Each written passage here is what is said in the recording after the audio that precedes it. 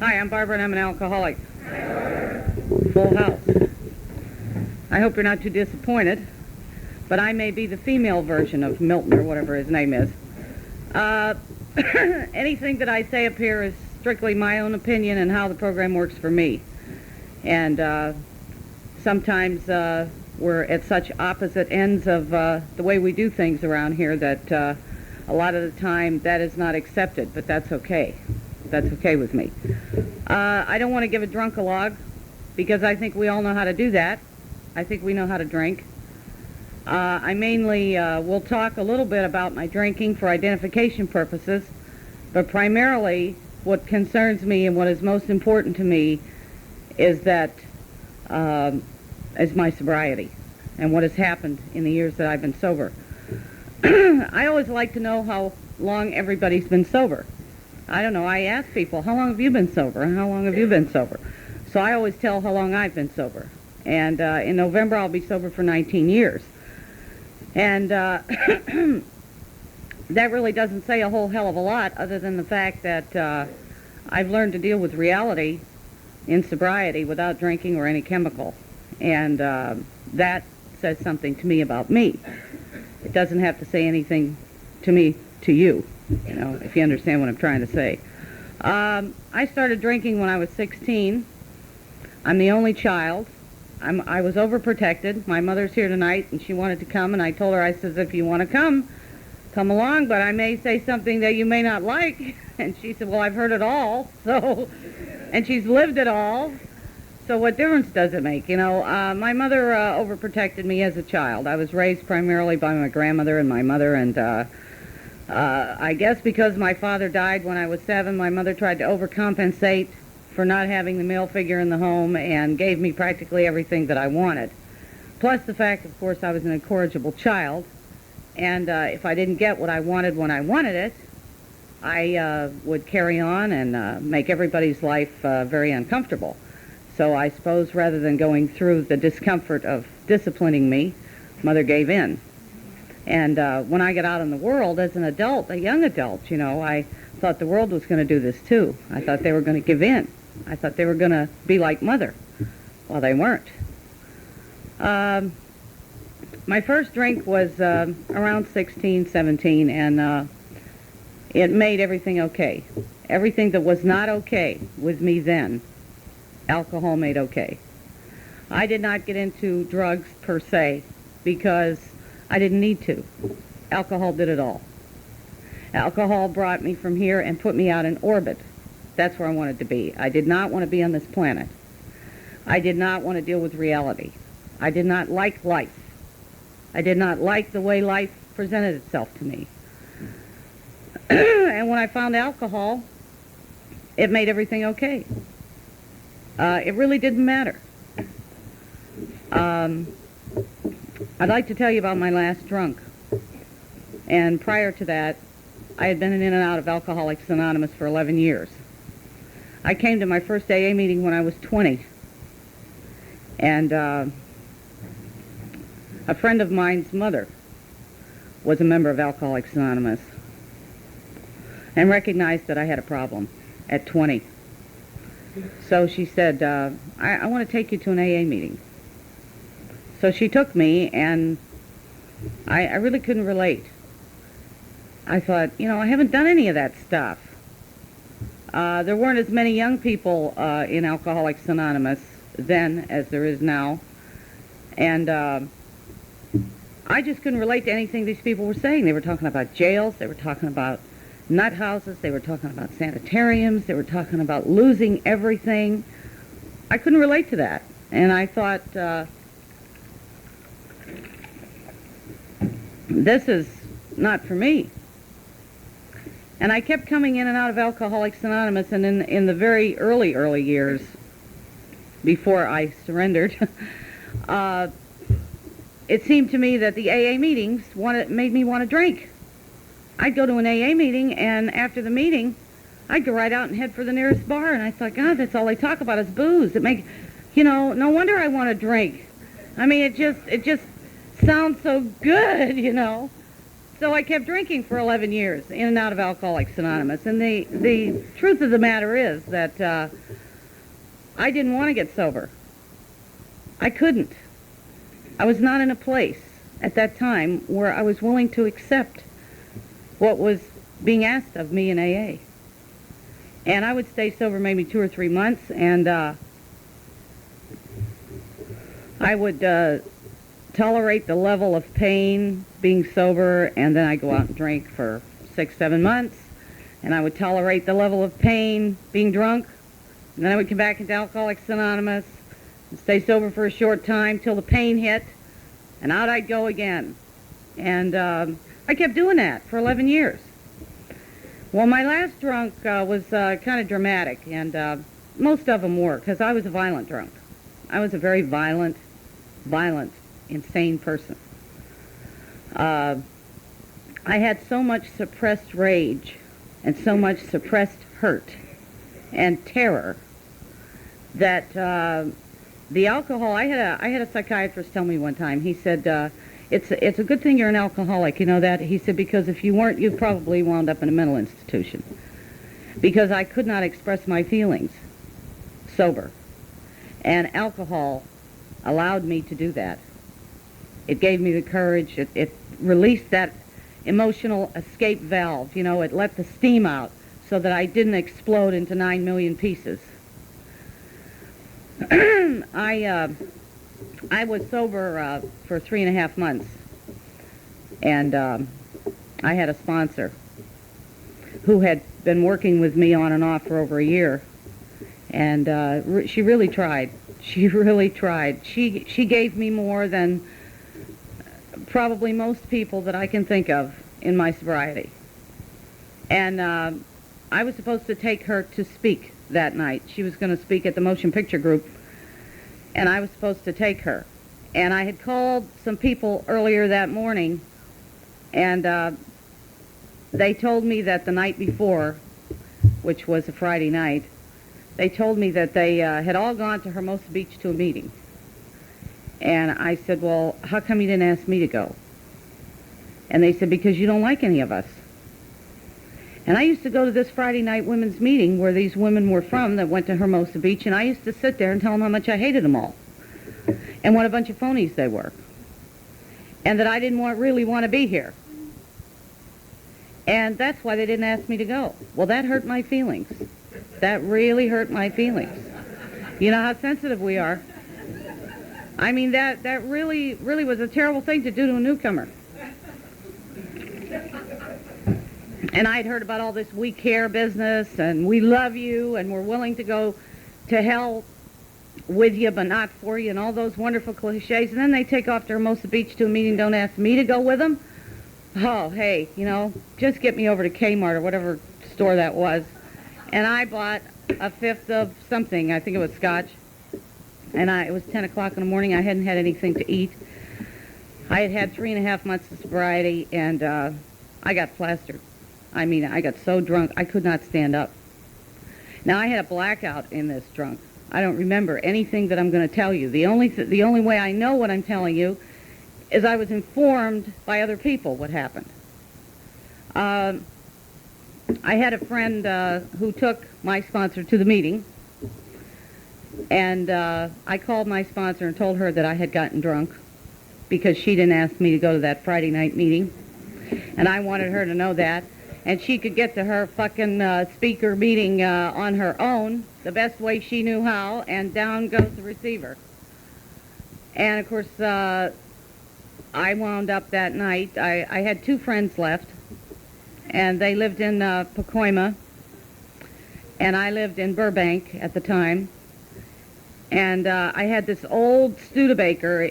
I think I paid $120 for it or something, because I was going to drive now.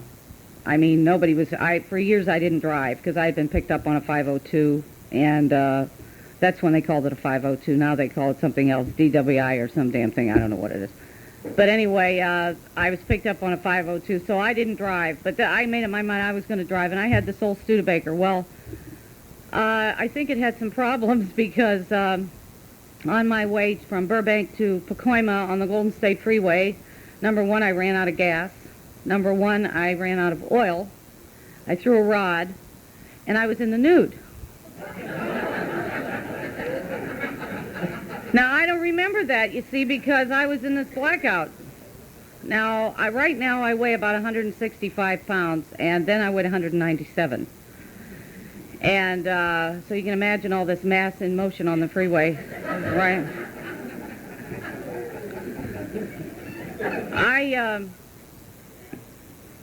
I got home somehow, and I vaguely remember being in the back seat of this car. It seemed like a limousine, but it was probably a Volkswagen, because everything was very exaggerated when I drank. You know, music was never loud enough.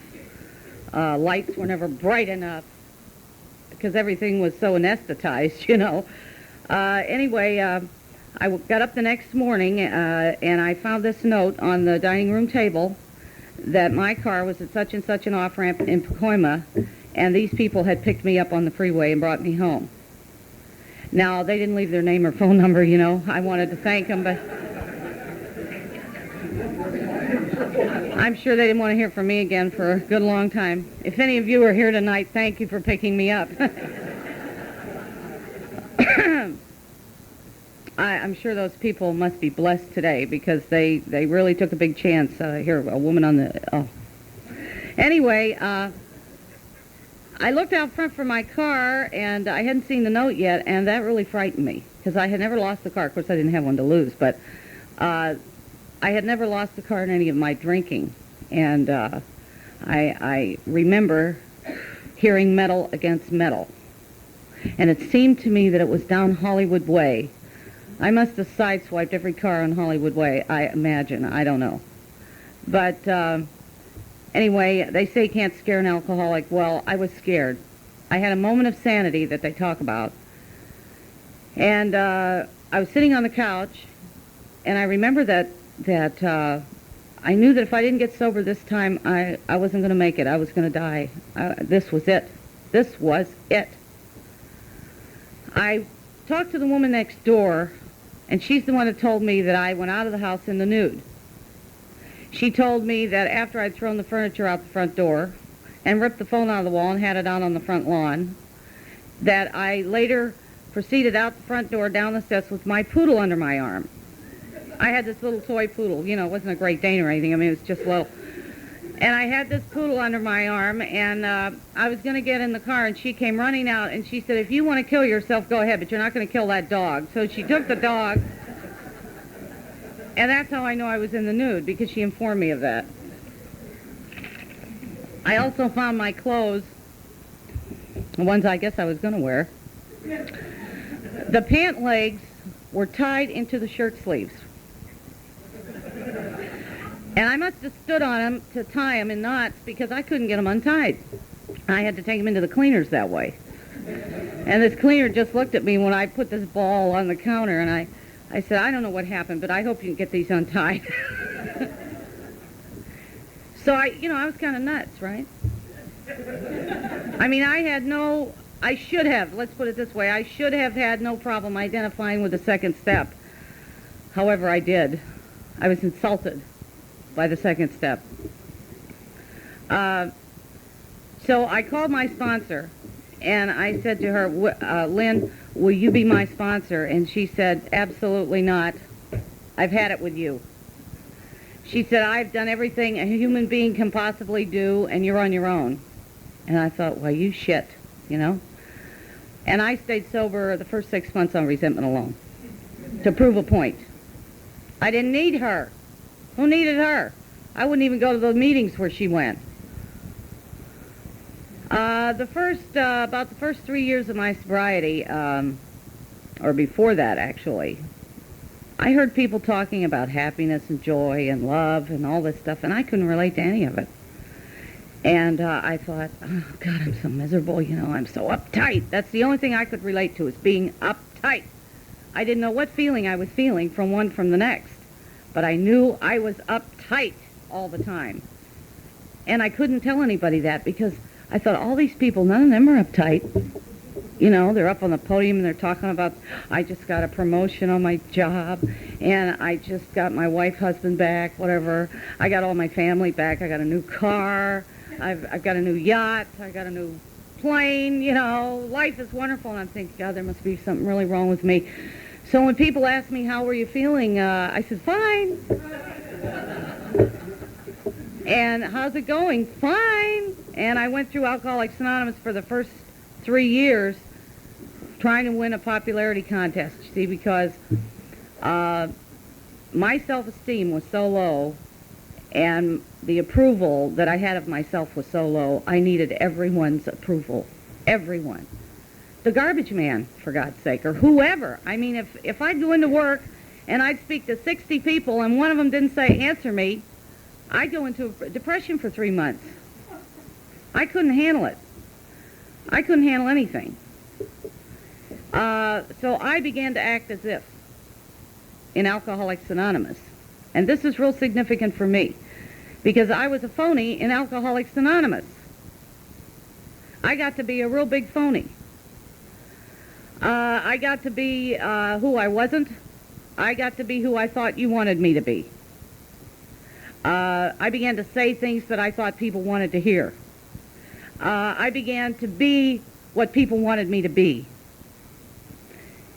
And when I hit 3 years sober, I went into a massive anxiety attack. Now, a lot of people don't talk about these things. When I had my anxiety attack, there weren't very many people that were talking about it. And I thought something was terribly wrong with me. I thought I was going to die, literally. So I talk about it in case there's anybody here that's experiencing it. You will know that you're not going to die and that you will get through it if you want to.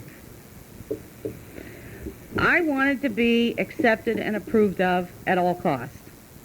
At all costs. In my drinking and in my sobriety. When I was drunk, I didn't give a shit. That's why I drank. I drank because I did not want to feel my feelings. Period. In my opinion, there's two kinds of alcoholics. There's the kind that drink to turn on, and there's the kind that drink to turn off. And I drank to turn off. There are some people that walk around, you know, and they're just absolutely boring as hell. And they're just, they can't say their name hardly, but boy, you give them a few drinks and they're a ball of fire. You know, I was not like that. I was a ball of fire either way you look at it. I mean, I was a hellraiser and a shit disturber. If I'd go into a bar and there were 5 people in there and nothing was happening, you can bet something was happening when I left. Either I'd slam somebody into the jukebox or throw a couple glasses at the bartender, or one night I walked out of a club down in L.A. and I threw a glass across the street and a cop came over and said, what do you think you're doing? I said, what the hell do you think you're doing? Why are you asking me what I'm doing? You know, I had a mouth. I mean, I was just real arrogant and hostile, and probably still am, to some degree. It's less. It's better. I'm better. I really am, honest to God. You didn't know me when, thank God. Anyway, I went into this massive anxiety attack, and it lasted about a year on and off. But the first 3 or 4 months was very severe. I probably should have been hospitalized, but nobody suggested that. And I didn't know what was happening to me. I was having heart palpitations, ringing in my ears, dizziness, lump in my throat. I couldn't swallow. I was afraid to eat because I thought if I ate, I would choke to death. I'd get up in the morning. Well, I couldn't sleep very well, but when I did, I'd get up in the morning, I'd be weak and shaky because my heart had been pounding and pounding and pounding. I was so uptight and so, I mean, it was really probably the worst thing that I think I've ever experienced. And, see, when I drank, I didn't feel any of that kind of stuff. So I'm not one of the people that's going to tell you that, how does that saying go, my worst day sober is better than my best day drunk. I can't tell you that because I'd be lying to you. My sobriety has been rough. And a lot of it has been at my own hand. But a lot of it has been because I have been so emotionally upset, disturbed, ill, whatever you want to call it, crazy, insane, whatever word you want to use. And I didn't know it, and that was the sickest part of it all, is that I didn't know where I was. And because of these terrible, desperate feelings that I had, I was a desperate alcoholic. But see, I used to think that there was nothing wrong with me except I drank too much. I thought, well, once I quit drinking, everything's going to be great. Everything's going to be Shangri-La. You know, and I heard these people talking about all this stuff, you know, as I told you, about their cars and their jobs and their money, and I came here to get. I came here to get those things. I didn't come here for sobriety. I wanted to quit drinking, and I wanted to feel better. I wanted to feel better, and I wanted my life to be better, but I did not want to quit drinking. I did not. It was not in my story, you know, it was not in my plan to give up alcohol. Because somewhere back in here, someplace, I knew that if I quit drinking, I was going to go nuts. I knew that the alcohol was the thing that was keeping me going. It was my medicine. Well, when I hit this anxiety attack, the strange thing, and I'm going to call it strange for right now, was that I didn't want to drink. I wanted to commit suicide, and yet I was afraid to die. You couldn't leave me alone for 5 minutes. I had people with me around the clock. I couldn't drive my car because I was afraid I was going to get crushed in it.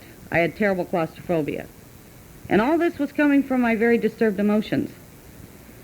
I thought it was real strange that I didn't want to drink during this period. But of course now I know that God kept me from drinking. It was strictly God that kept me from drinking, and God put the people in my life that I needed in my life at that time, because there is no other explanation. You know, they say coincidence is where God wishes to remain anonymous. You know, there is no coincidence in my life today. After I went through this anxiety attack, I realized one very significant thing about my program. Well, actually, a couple of things. One was that I had been trying to win a popularity contest.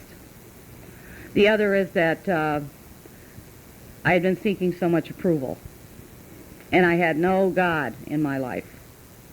I couldn't deal with God. I hated God, and I blamed God.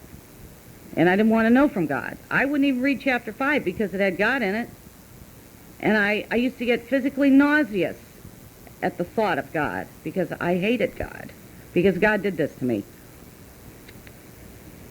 Well, during this anxiety attack, I ran into a woman that was 6 years sober at the time, and, you know, as I told you, I had the fear of dying. I was afraid I was going to die all the time. And I knew if somebody was with me, I wouldn't die. I mean, of course, that's insanity, you know, because we know that no human being can prevent that. But during this anxiety, this woman said to me, "I'm going to take you up to Forest Lawn." And I said, "Forest Lawn, what is it?" She said, "Well, it's a very beautiful cemetery." I thought, you've got to be sicker than I am. Here, I'm wanting to die, and you're going to take me to a damn cemetery? You're crazy, you know. She says, "Oh, come on, I'm going to take you up there. I want you to see these pictures." Well, there's two paintings at Forest Lawn up in Glendale. One is the crucifixion, one is the resurrection. And I'm an artist, not a professional artist. I don't make my money that way, but I am an artist, and I do appreciate painting.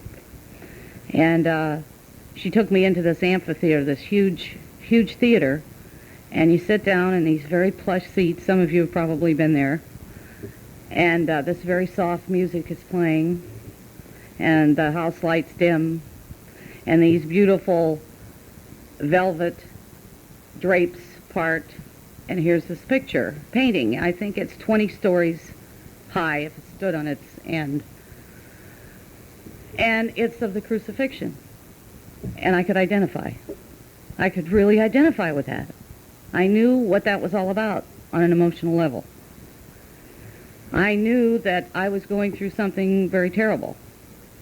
But the strange thing that I realized was that during the time that I was in that amphitheater, that I didn't have any anxiety. And I thought it was the air conditioning, because it was refrigerated air. And see, I was having a problem breathing. And my bra felt like a boa constrictor, you know what I mean? So I didn't wear one. And when I took a shower, somebody had to stand outside of the shower door, so, you know, in case I died in there, they could drag me out. I didn't want to drown in case I died, right? You know, I used to have really weird thoughts. I used to have these very intelligent thoughts. I used to think, I wonder why they wash rags. I mean, you got wash rag in the shower all the time. You're washing all the time. What do you got to wash it for, right? You know, that's the kind of thinking I had. I mean, I used to spend hours thinking stuff like this, you know. Anyway, I'm in this amphitheater and I'm looking at this paintings and I'm identifying with this, and I thought, I don't have any of this anxiety. All these symptoms have disappeared. I wonder why. Well, the minute I got outside, they all came back again. So this woman took me over to the wee church of the Heather, and there's a Christus there, about 10 feet tall, I guess, and he's got his hands out like this, and he's looking up.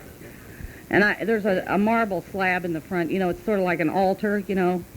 And I knelt down on that marble slab, and I looked up at this Christus, and I said, if there's a God, if you're there, you better do something fast, because I can't take much more of this. And it began to break up. And in the meantime, I had gone into therapy. And the therapist had told me that I had to begin to release my feelings, that I was stuffing everything, that I was not in touch with my feelings. And this particular incident that happened to me, which I did not mention and I will not go into because it really isn't important, cracked me open to my feelings. It was the first experience in sobriety that I had gotten in touch with my feelings. And I didn't know what to do. I was terrified. I was literally terrified because I didn't know what to do with these damn things, you know. And I had run from them for so many years.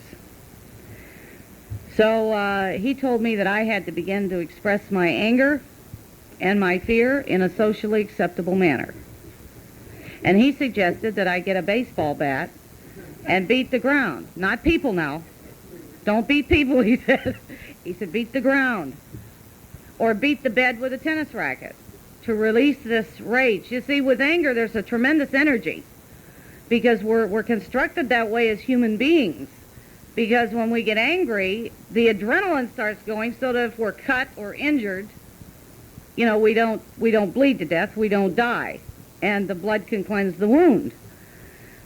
But, you know, if you're going to stuff it and you're going to sit on it and you're going to walk around and people say, how are you? And you're going to go, fine. And when you're dying inside and you're so full of rage you feel like Mount Vesuvius, you know, and walking around being a people pleaser all the time doesn't work. Didn't for me. Might for you. Maybe you can do that. I can't do that. Anyway, I began to express this anger in a socially acceptable manner. I remember I went to an AA birthday party during this time, and it was at a house that set back off the street, and there was like a walkway down, and there were a whole bunch of kids' toys in this yard, and amongst them was a baseball bat. And I leaped for it. And I'm standing out in the middle of this yard, beating the ground, cursing and swearing, and all these people were walking by looking at me. They really thought I'd flipped out. And I was embarrassed when I first did this. You know, I had the feelings of embarrassment. But then later on, when I got into that rage, boy, I didn't give a shit if Jesus Christ had been standing right there. It wouldn't have stopped me, you know. I had to get these feelings out, and they were flooding now. Now the gates of hell had opened, and they were all coming out. That was the first phase of my sobriety, getting in touch with my feelings. And I haven't stopped. I haven't stopped. I refuse to stop doing that. The next thing that I got into was my spiritual search. Religion, organized religion, was not my cup of tea. I was raised Catholic. And now I'm not saying that all organized religion is bad for those who can use it. For me, it was terrible because I was such a frightened, intimidated little person, and I really was as a child. I was a very frightened, shy little person. And for this priest in these robes to be standing up on the podium or the altar on Sunday talking about the hellfire and damnation and the sin and the mortal sin and the venial sin and all the sins and going to hell, I mean, I'd go out of the church and my teeth would be chattering. Literally. You know. So I began to stuff and ignore and deny. And I didn't want to know from any of that stuff. But after this anxiety attack, it was my second surrender. My first surrender was to alcohol, stopping drinking. My second surrender was to my feelings and getting in touch with them and realizing that I had no God in my life. So I began a spiritual search, and I wound up with the Indian philosophy, the yoga philosophy. I began reading all these books about meditation and prayer and reincarnation, and it fit for me. It fit. And I went on a spiritual high like I've never been on in my life. I had a spiritual awakening, I suppose you could say. And I almost became a circuit speaker because I talked about love and giving and happiness and joy and God. And everybody loves to hear that stuff. And they wanted me around. And I was sought after. And I taught meditation classes. And I taught spiritual classes. I had 35, 40 people in a class. And my ego was getting bigger and bigger and bigger. But I didn't know that. See, I thought I was an instrument of God. That's what I used to say. I was an instrument of God. And I believed that at the time. I mean, I think I believed that at the time. Then all of a sudden I started getting angry again. And I realized again that I was being a phony. And I got off the spiritual path because I had to get into this relationship. You see. And I couldn't do two things at the same time.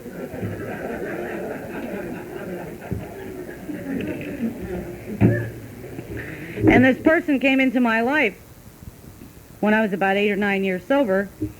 And because I had been on the spiritual path and become a spiritual teacher, I even had business cards made up, spiritual counselor. I knew that this person God put there for me. This was my reward for being such a good person and being his servant and his messenger. I knew this person was the one. Well, there's been about 15 since then, so wasn't the one. It was one of the most destructive relationships that I have been in so far. Well, all of the relationships that I've been in have been destructive. I'll get to that in a few minutes.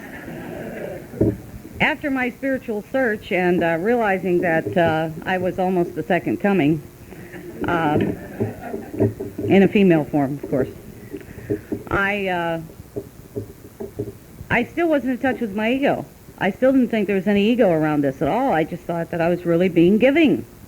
And I had babies in Alcoholics Anonymous. I used to collect them like flies, you know what I mean? They all wanted to talk to me. They all wanted to, you know, and of course, I thought, oh, isn't this wonderful? I really have so much to give. You know, finally I've become a giver. Bullshit. I was running in Alcoholics Anonymous now. I mean, I had so much going on in my life. I was living in North Hollywood, working in Newbury Park, driving every day, working 56 hours a week, having spiritual classes at night, and counseling people on the side. I mean, I don't know when the hell I had time to sleep, eat, breathe, and go into AA meetings, of course. I think I had about 25 counselees at the time, and they were paid counselees, because I became, in this interim of this tale that I'm telling you, I became an alcoholic counselor and worked in alcoholic rehabilitation centers. I worked for the VA hospital down in Sawtell, and I worked for Cry Help, which is a drug recovery house only in North Hollywood, and I worked for the alcoholism program for women down in Los Angeles, and I had a credential. And I mean, you know, I was really, that was before my spiritual search, however. And I realized I was getting sicker listening to all these sick people, and I had to get out of this business because I was getting Looney Tunes, believe it. I was sitting listening to all this crap all day long. I mean, I had a caseload of like 15, 20 people a week, and then I'd go home at night and counsel them too, you know, and it seemed like I was a sponge soaking up all this illness. And I wasn't getting rid of any of it. I had no control working with me. And I was just running. So my message is, at this point, is that you can run in Alcoholics Anonymous just as easily as you can run into the booze. And call it giving. And say how wonderful you are. And how charitable you are. And all of this crap. And I was getting sicker by the minute, sober. So after I get into this relationship, it sort of brought my feet down to earth. I got planted, because I had them planted in midair, but this relationship began to bring me down to earth. Well, I realized that I couldn't be in a relationship. I couldn't, Jesus said, be in the world but not of it. I couldn't do that. I either was in the world playing the game, doing the thing, or I was completely spiritual. I was going to become a lama in Tibet or something, if they would have let me into the lamasery, I mean, something. I would not become a nun because that was not my bag. But, I wanted to have something to do with the yoga philosophy. Crazy. But all this time I'm learning. I'm learning who I am and what the hell I'm about. I'm learning what a phony I am. I'm learning what an ego I've got. I'm learning how destructive I could be. To me. Not to you all. To me. And when I was, I guess it was around 8 or 9 years sober, 9 years sober, 10 years sober, I moved from North Hollywood. Finally decided that I was working in Newbury Park and I was living in North Hollywood. I think I better move to Newbury Park after a year. It finally dawned on me. I guess that's what I better do. As I said, I'm real intelligent, Why do you wash rags, So I moved to Thousand Oaks. And I lived in Thousand Oaks for 9 years. And I gave up relationships because I knew that I had had X amount of relationships in my sobriety and none of them were working. And 50 million Frenchmen can't be wrong. You know what I mean? Something is wrong here. So I'm thinking to myself, I know what I'll do. I'll not get in a relationship anymore and I'll really work on myself. I'll really find out what makes me tick and what my problem is. Well, it's pretty hard to learn how to drive a car if you're not driving a car, right? I mean, if you're sitting in the living room thinking about driving a car, it's pretty hard to learn how to drive one. Well, how could I learn to be in a relationship if I wasn't in one, right? So I stayed alone for 6 years. I had no physical contact, intimate contact, very intimate, with another person. I decided that was the way to go, somebody told me I had to learn who I was. Barbara, I mean, you've been sober for 10 years. Jesus Christ, when are you going to learn who the hell you are? What's going on here? And I thought, well, I'm so much better than I was, and I have learned who I am, and who the hell are you to be telling me, right? So I'm in this job now at Teledyne Electronics. I'm an inspector. I'm in a dead-end job, and I'm thinking, oh, God, I can't stand this work. I mean, looking at these parts all day long, the same parts. I'm going to go crazy. I'm living in Thousand Oaks. I didn't know anybody. Nobody knew me. I'm going to the meetings, and I'm feeling, I went into another anxiety attack, to make a long story short. And I realized that I was real pissed off again. And I had a lot of resentment around my mother. My mother and I now moved in together. And everybody was telling me, you don't want to do that, And I said, well, maybe I don't want to do it, but I got to do it, She can't afford to live alone, and I can't afford to live alone, and something's got to be done with somebody here. So I realized that I had a lot of rage around that. I didn't want to do that, and I was stuffing it, and I was being the good daughter, and I was going to be happy about it. Well, it didn't work. I was in Thousand Oaks for about 3 months, and I went crazy again, just absolutely nutso. Now, of course, I haven't drank, you see. With all this insanity and all this carrying on and all this stuff, I haven't drank. And I haven't mentioned the 12 steps, if you've noticed. And I haven't mentioned working the program, if you've noticed. Have you noticed that? Did I say that? I don't think I said that. Because, see, I wasn't doing that. I was on the periphery of doing it, but only to make myself look good. Only enough to keep me from not drinking. I only worked the program enough so that I wouldn't drink. That's all. I mean, I just did the barest minimum. I went to meetings. Somebody say, I want to talk to you. I say, okay, fine. We sit down, we talk. I thought, I can't get into that spiritual stuff again. I can't get into this rescue game again. And I'm not saving everybody because I'm not Jesus Christ. So I can't get into this collecting babies thing. So I've got to, now I've got to go in the other direction. Well, the pendulum swings. It goes from one extreme to the other. I mean, I was either like Casper the Friendly Ghost, or I have a friend that's known me for 26 years, the one person that has stuck by me through my drinking and sobriety. And she says, your personality, she says, you have a personality, a combination of Attila the Hun and Bambi. And that's true. I can be the sweetest, dearest, kindest, loving person you ever want to know, but I can also be Hitler's sister, And I think I like Hitler's sister better because I'll tell you why. It sort of keeps people away, and it's safe. It's real safe. I mean, it's safe to be, arrogant, safe to be hostile, safe to be full of bullshit, playing the game, doing the thing. That's safe. And you don't get these feelings involved. Because people stay away. They only get so close, and they think, Jesus, I can't deal with her. So anyway, I'm at Teledyne Electronics. I'm living in Newbury Park, and I'm crazier than a loon, but I don't want to drink. And I ran into a man in Alcoholics Anonymous that loved me in spite of myself.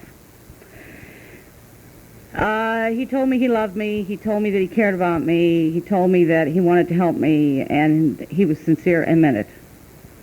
And he had less sobriety than I did, much less.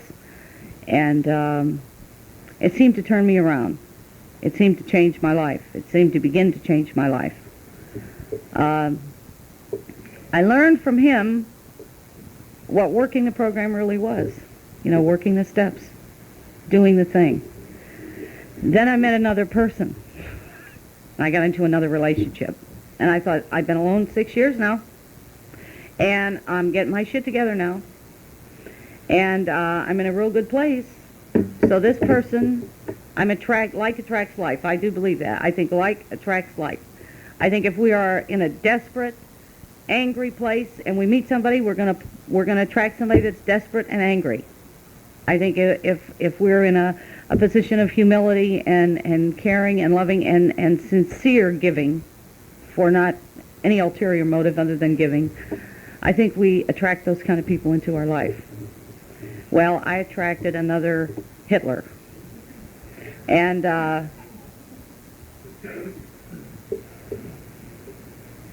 sort of went down the tube again.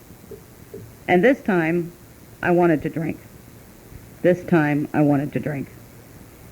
This time, I came this close to drinking.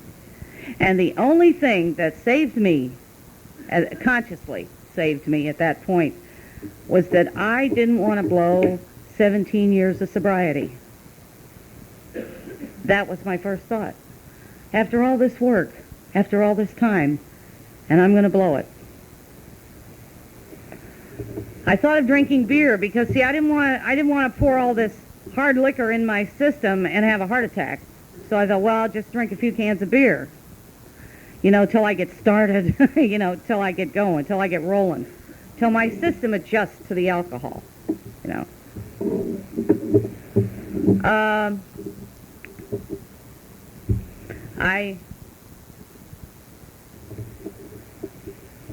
I moved to Lompac in April, this last April, and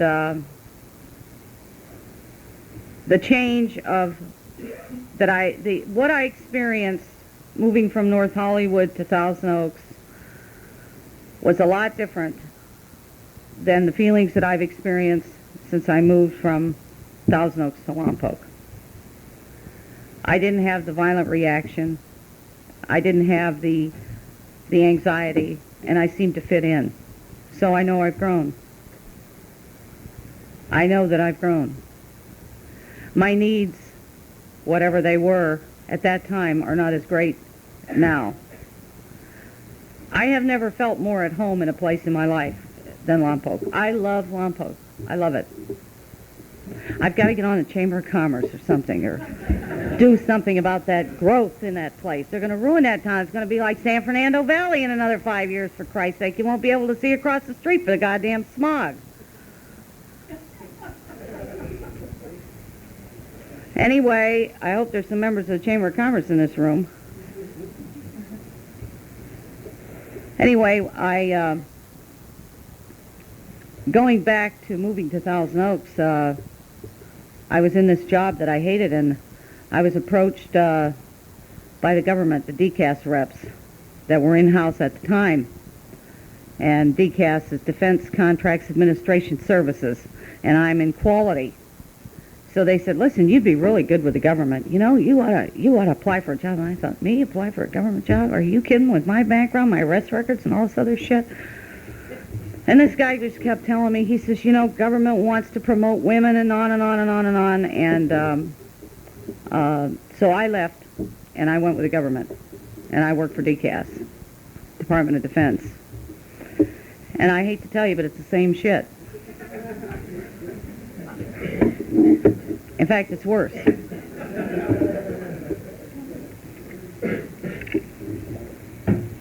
Well, that did a lot for my ego. See, I thought, aren't I important now? I've always wanted to be somebody. Now I am. I'm a federal employee. I'm on my check. It says Department of the Army. I get paid every 2 weeks, and it says Department of the Army. And I thought, wow, I'm really somebody now. Now I'm really in control. Because when I walk into a contractor's facility, they're going to know who I am. And they're really going to know, and they're going to shape up. And if they don't, they're going to deal with me. And here I am being Hitler's sister and everything, you know.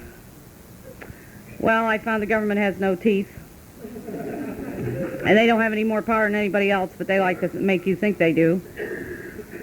And they very rarely win a case in court. Anybody that owns a business here that's in the aerospace, don't let them scare you, honey, because they're a bunch of big mouth bullshit. That's all it is. And my ego got completely out of control. Completely. I was on a dry drunk. I was on a dry drunk for 2.5 years. And a dry drunk turns to a wet one eventually. I have 5 minutes to wrap this up. You know, I don't like rules. I don't like anybody telling me you got to do this by this and that time. I heard a record, or not a record, but I heard a tape, and this little boy says to his father, Daddy, don't tell me can't, because it makes me feel won't all over. And that's me. I mean, I see exit, I immediately want to enter. You know? I'm having a struggle with my ego right now. I realize that my ego is obese. So am I. I don't like that either. I don't like being fat, you know. I don't like carrying this weight around. Being overweight gets a lot of people drunk, believe it or not, because we have such low self-esteem anyway. And then we add all these pounds onto this frame, and we think, God, we really are a pile of shit, you know. Why not just go and have a few drinks? What the hell? I'm also going through my menopause, and that doesn't help. For you gentlemen, you're so lucky. I know they have the male menopause, but it isn't anything like the female menopause. My emotions are heightened, more heightened. My feelings are more heightened. Somebody can identify, right? I take Premarin, which is a hormone, and it helps, but I mean, I'm still crazy as a loon sometimes. The one thing that I'm trying to get across in this pitch, and that I want to hear me say, is that I'm willing to take a risk today of being who I am at any given moment. I can't get behind the role of being sober almost 19 years. When I go into an AA meeting and I'm hurting, everybody's going to know it. Newcomers and everybody. And if there's a newcomer in there that says, Jesus Christ, she's on sober 19 years, why, hell, I don't want what she's got. If they want to go out and get drunk over that, they're going to go out and get drunk over that anyway, whether I say that or I don't. I am not responsible for those people. I got to quit playing God. I got to quit doing that. I had to quit doing that, a few years ago, taking care of all these people and worrying about what their response is to what I say. Alcoholics Anonymous has not taught me that. Alcoholics Anonymous has taught me to be me no matter who I am at any given time. Alcoholics Anonymous has taught me to take risks. Alcoholics Anonymous has taught me to have courage. Alcoholics Anonymous has given me a God that I can relate to. Alcoholics Anonymous has given me my life. Alcoholics Anonymous has given me my sanity. And there are some people, and I know who they are, see, because I am aware. Alcoholics Anonymous has given me awareness. I know my games and my numbers, so I know yours too, because I recognize it. We mirror one another. We mirror one another. That's why if I resent you, I better start looking at me. If I resent you, you're doing something that's showing me what a shit I am. Alcoholics Anonymous has given me all of these things. I mean, I don't have property, power, prestige, and all that crap, I'm in debt up to my ass. I have this crummy job with the government,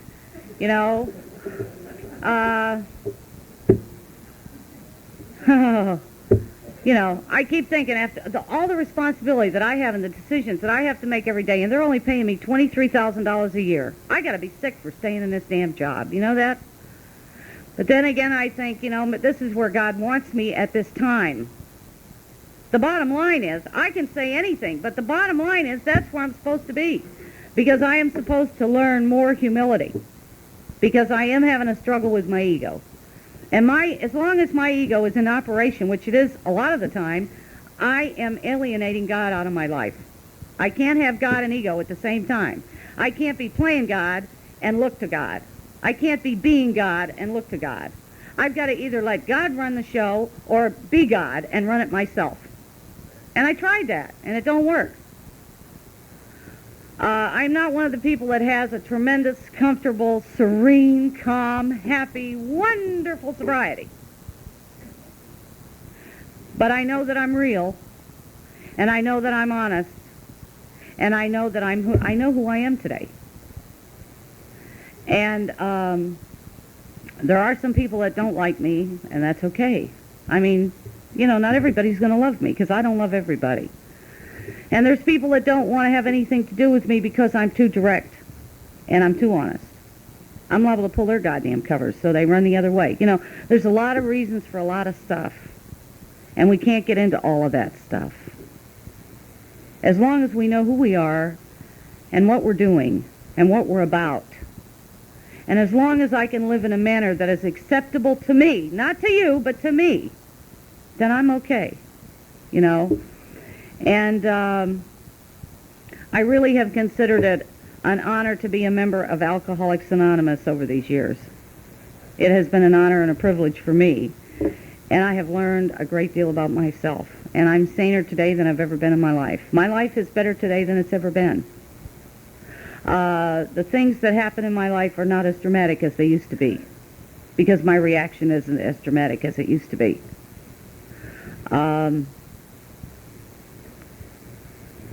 I'd like to leave you with some wonderful spiritual truth, but at this moment I can't seem to think of anything.